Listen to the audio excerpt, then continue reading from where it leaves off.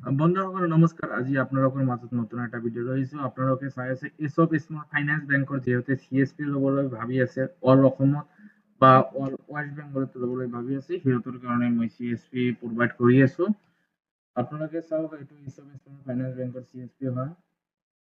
CSP কেনেকৈ onboarding কৰা হয় এইটো আপোনালোকক ইয়াতে একাউণ্ট অপেনিঙৰ অপশ্যন আছে। মেইন কথা হ'ল আমি BC এজেন্টটো কেনেকৈ আমি এপ্লাই কৰো এইটো আপোনালোকক দেখাই আছে। এজেন্ট বেংকিং এইটো অনলাইন এপ্লাই। তাৰপিছত আমি আপোনালোকক দি আছো তেতিয়া সাৰ্ভিস আপোনালোকে কি কি পাই যাব। ঠিক আছে, এইটো টোল ফ্ৰী নম্বৰ হয়। আপোনালোকে এজেন্ট কেনেকৈ আপোনালোকে কৰিব পাৰিব। Cash deposit, cash withdrawal, balance inquiry, mini statement, account transfer, cash loan application, utility এইবিলাক আপোনালোকে পাই যাব। ক্রেডিট কার্ড পেমেন্ট আপোনালোকে পাই যাব। এতিয়া আমি BC এপ্লাই কেনেকৈ কৰো সেইটো আপোনালোকে চাওক ইয়াতে। ঠিক আছে, কি কি লাগিব আপোনালোকক মই কৈ আছো।